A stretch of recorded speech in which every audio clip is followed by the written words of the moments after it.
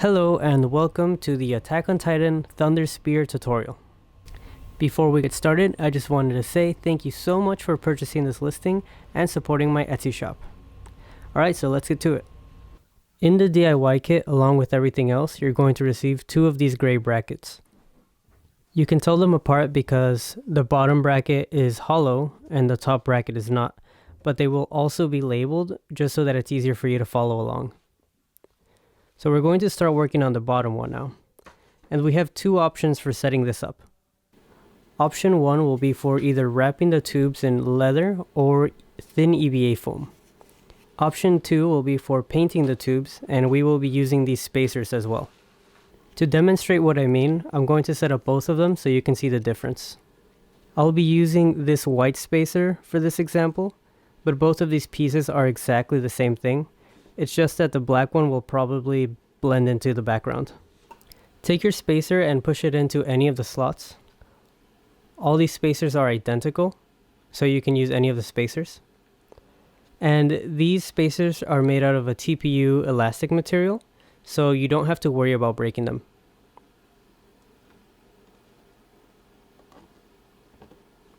So I'm just going to push it in. There we go. That's set up. This will allow for a good friction fit with just a tube without anything wrapping around it. And now I'll show you the other example. For the product pictures, I use this fake leather to get a very consistent color and look for each one of the missiles. I wrapped each tube with the leather and then I used Barge to glue it down. The material I'm using here is about 1 millimeter to about 1.2 millimeters. But you could also use thin EVA foam since it compresses a bit more. So if you have any scraps, maybe try it out before you go out and buy a lot of material. Either way, I'll be leaving links to everything I used in the description. But just keep in mind that if you're going to be wrapping the tube with a material, you won't be needing the spacers, since this is enough to add material for a good friction fit. So let me show you. Just going to wrap this here. I'm not going to add glue. And I'm going to push it into the first slot here.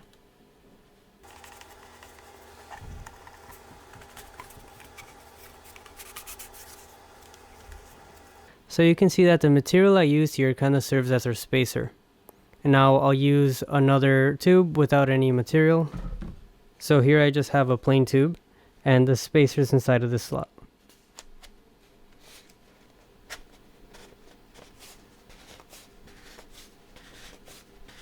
You can see that this one's a very good friction fit as well.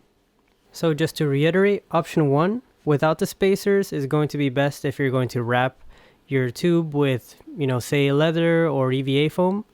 And option 2 with the spacers is best if you're just going to paint your tube. Regardless, I'm still going to show how to set up both of them, but at least now you can skip around in the video in case you know what option you want to do. Here's what I did in order to paint it. By the way, don't take this as a definitive way to do this. If you have a different method that works well for you, then by all means, you can definitely use that. But if not, here's a good starting point as far as what paints to use. I got both of these at the Home Depot. This one's a Rust-Oleum aluminum metallic spray. And then here's a Rust-Oleum Ultra Cover metallic silver. But what I like about this option is it does a better job at hiding the cardboard texture. Both of the colors are very similar, but what I did to this left side is I added a coat of black acrylic paint. Here's what I used, nothing special. I think I picked it up at Hobby Lobby. But it definitely made the left side look a lot more rich. And that was just one thin coat of black acrylic, and then I painted on the metallic silver from this bucket. Just wanted to make note of one quick thing before I start painting the tubes. There's two different sizes. The smaller one is what we'll be using at the bottom, and then this one is what we'll be using at the top. And then I will also be labeling the smaller tubes. I'll have something on the inside here. Let me focus this. I'll put a label on both ends of this small tube, just so that when we're doing the assembly later on, you don't get confused as to what part I'm talking about. Okay, so let's get started painting. I'll be using this chip brush since I have a lot of surface to cover.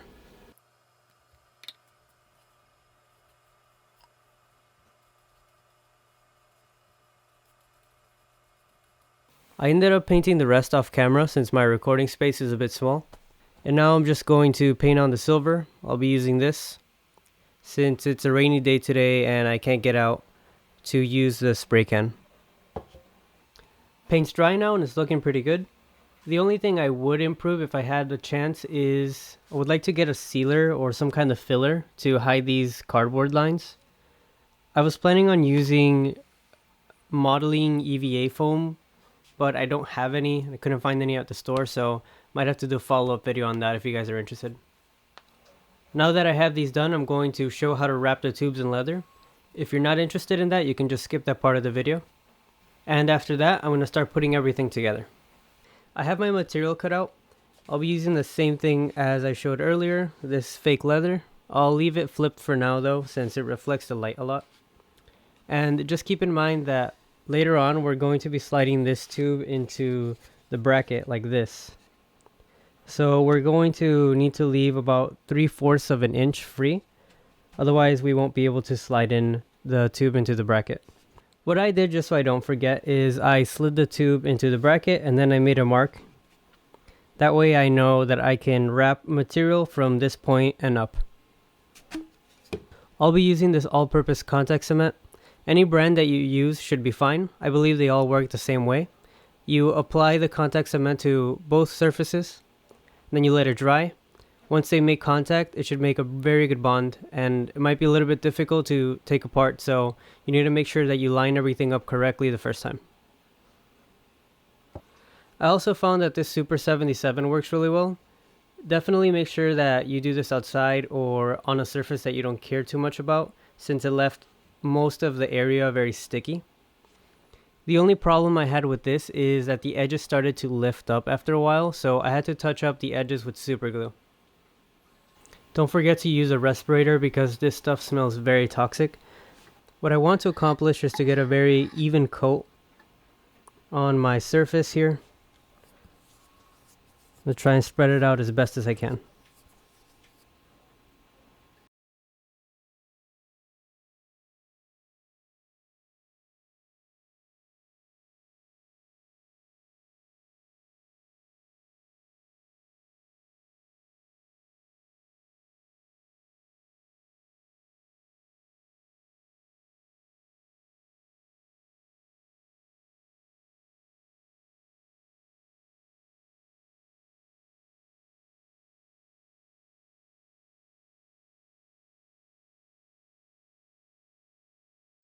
It's been about 10 minutes now. You can see that this is dry.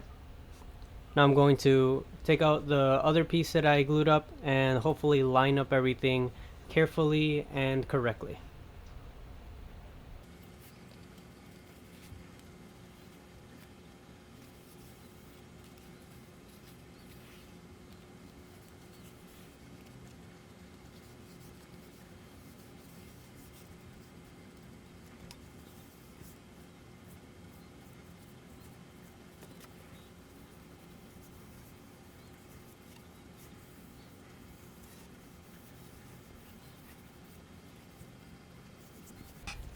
Here's what I have. Looks like it bonded pretty well. I left a little bit too much material, so I'm going to have to trim this and then add just a bit more contact cement to glue this down. I could have brought down my material just a little bit more, but what I can do to fix it is I could just sand down this face of the tube, and then that way it'll sit down deeper inside of this bracket. So I'm going to trim this and add some more glue, and then I'll show you my result. And here it is now that it's glued down. Any extra glue that comes off the side here, you could just rub it off right now that it's tacky. It should come off without leaving too much residue. So now I'll move on to working on the long piece, since right now I've been working on the small one. You can see the label in here. Once I have that done, we can finally start putting everything together. I finished wrapping the second piece, so these are done. These are the ones we covered with leather, and then these are the ones that we painted in the previous section. So you can compare between these two options, see which one you like more. Whatever method you end up choosing, now's the time to repeat the same steps for the other 3 tubes. And once you have that done, we can move on to the next section, which is assembly. Great, so let's finally move on to assembly. We're going to start at the top of the thunder spears. And at the top of the thunder spears, we have these bell thrusters. So grab one of these, and we're going to be using the long tube. So this is a short one. Let me zoom out. This is a short one. I won't be using this one at the moment. Put this away. And I can actually get rid of my cutting mat now since I won't be needing this. Okay, so we have the bell thruster and then we have the long tube up here. Now what you want to do is grab one of the pre-cut bungee cords from the kit. Looks like this, holding onto it so that it doesn't blend into the background. There should be 4 of these pre-cut bungee cords, and then there will be a spare as well. So take your bungee cord and feed it in through the bottom of the bell thruster like this. And now I'm going to tie a square knot at the very tip of this bungee cord. And this is so that we can secure it, prevent it from going through the thruster again. So there's my knot. And you can see that it's locked in place here. It's not going to go back through this. Now we'll just cut off the extra.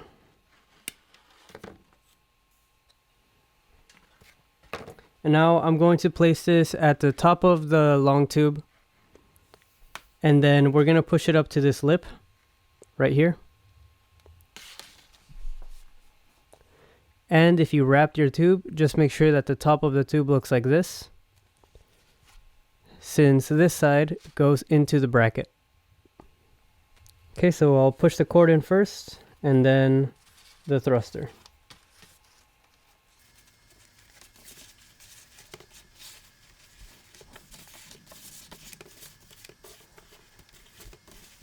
So now just push this in. I find that it's helpful if you rotate it as you're pushing it in.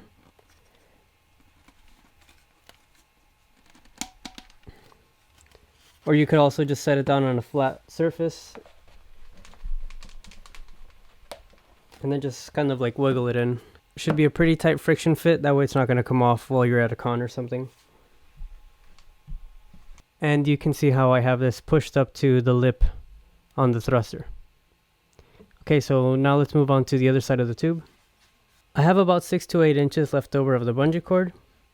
Now what you want to do is take your top bracket, the one that has these holes in the middle, and feed your bungee cord into any of these slots.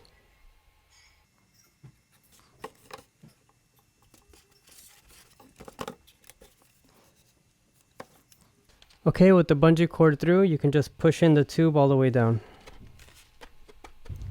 Next step is to add a knot to this bungee cord, but first I'm going to pull it as far as I can get it. Then I'm going to add a knot, and this is going to allow us to keep some tension on this tube. And again, I'm just adding a square knot just like last time, and I'm going to try and pull it towards the bottom here. There we go. The knot is going to keep the tube from falling out. You can see I still have some space here, so I could add the knot lower here on the cord, but at this point it would be very difficult for the tube to slip out through the top while you're using it. So now I'm going to repeat the same step with the wrapped tube that we made earlier.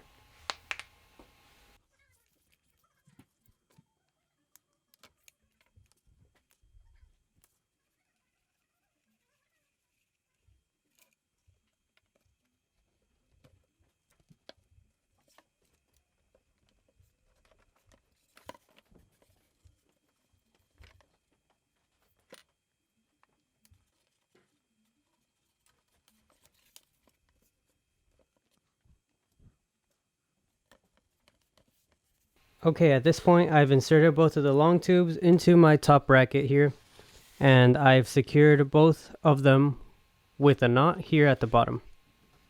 By the way, it doesn't matter what side of the bracket you used. Say if I inserted the long tubes on this side, I would now just insert the short tubes on the other side.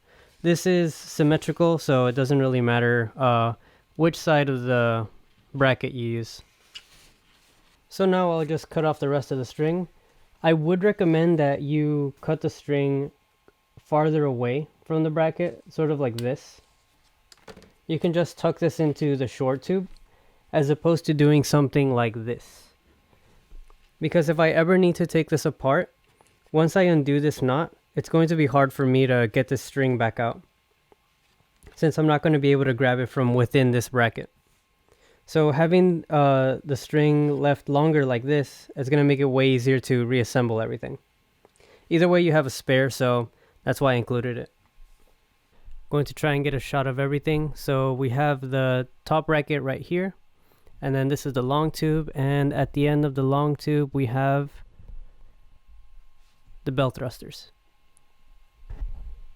So now we're going to add the short tubes and the spear tips. Before we assemble the last part of the spears, we actually need to put together the handle. This one's pretty simple. You just lay this part on top of this, and then there should be a snap fit. And you'll know when it's pushed in all the way if you can see that there's no gaps right here where the handle connects to the bracket. And then just to secure this whole piece, I'm going to pass a zip tie through this hole right here. It's going to be the top one, not the bottom one. And then you could just secure the zip tie.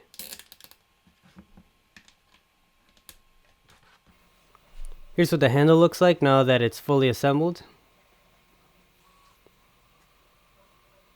Now let's add our spacers and push in the short tubes through this handle bracket. My preferred method for adding the spacers is actually to add it to the tube itself. You can pick any of the two sides to be your top or bottom. And I'm just going to slide my spacer into this tube. But I just want to make sure that this gap on the rail is facing downwards. So if this is going to be the bottom, I'm going to have the gap pointing downwards. It's easier to grab the spacer from both sides and distribute the pressure down evenly. I pushed my spacer down about 1/3 of the way of this tube length. And now all you want to do is push it into the bracket. Just line up the rail into the hole and then slide it in. Now I can take my spear tip and push it into the bottom of the short tube. For my leather wrapped tube, I'm just going to push it in.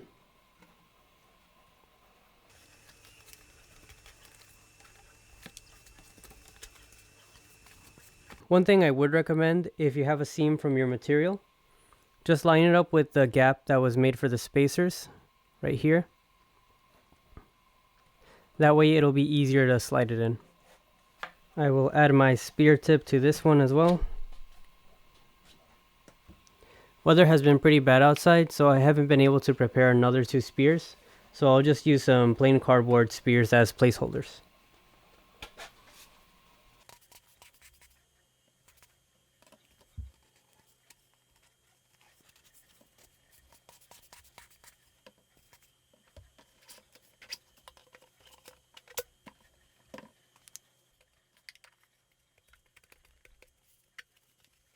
I have all the tubes in place, and now I'm going to secure them with the screws. We have 4 different screw holes here. I'm going to start with the 2 center ones. All you have to do is drop your screw in the center here. There's a small little path that the screw follows. So if you don't feel it bite into the plastic the first try, maybe reinsert the screw and try and guide it into the center. Just finger tighten the screw, it doesn't need to be very tight. Same thing here, just drop your screw into the center and try and guide your screw into the path, and you can start screwing in.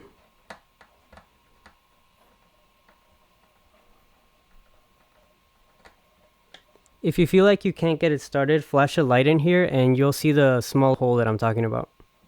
The ones on the side are much easier since you can see what you're doing.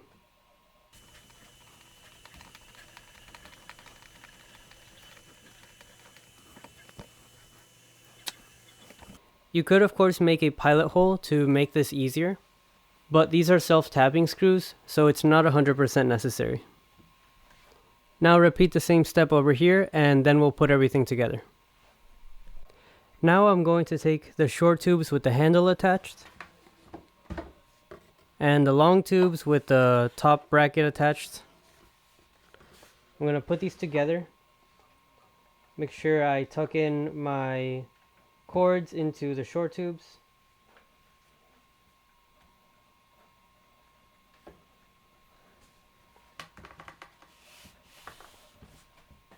And then I could just slide it into the bracket. It's a lot easier to put these two halves together if you stand it up and then you push it down to connect the two halves. Let's take a look at an example where the tube isn't pushed in all the way. If you look at the screw hole, you can see that on this side I can see the cardboard all the way through, and on this side I can't. So I need to push in this side to fix that.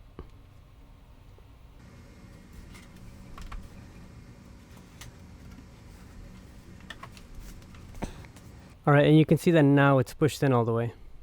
So just go around and check all the holes, make sure that the tubes are pushed in all the way through, and once you're sure they are, we can add the screws.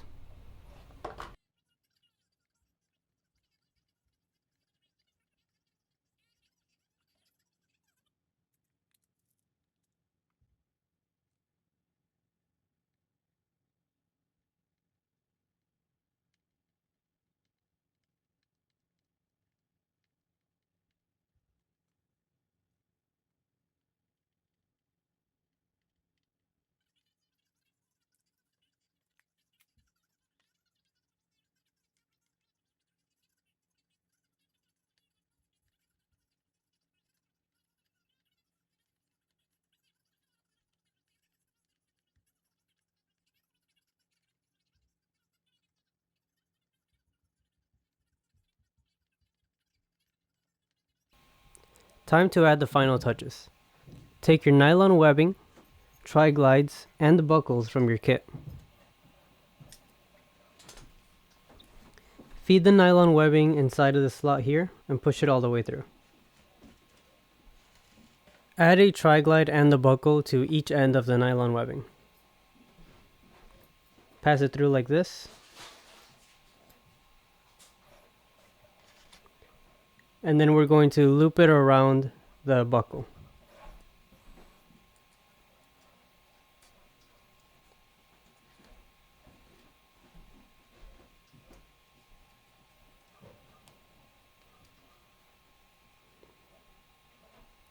Right now I'll repeat the same steps for the other side.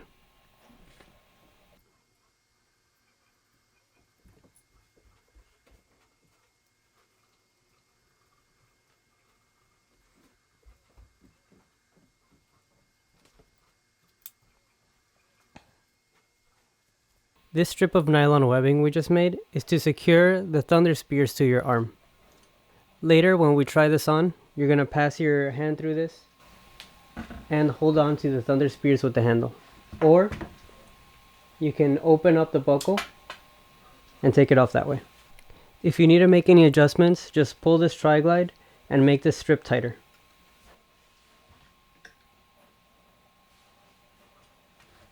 Repeat the same steps for this bracket.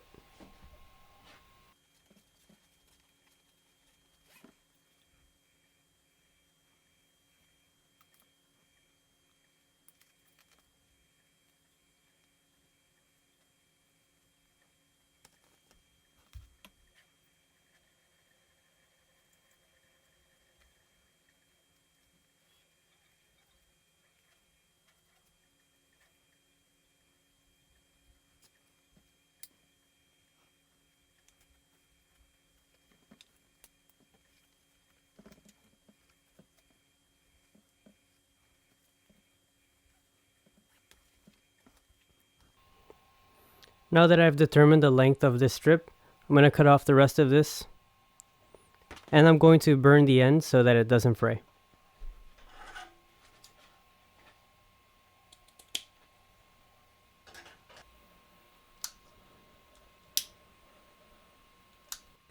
Now that we have everything completed, let's test it out. Alright, we're done with the assembly now, and here's the final result. The Thunder Spears are about 4 feet in length once built.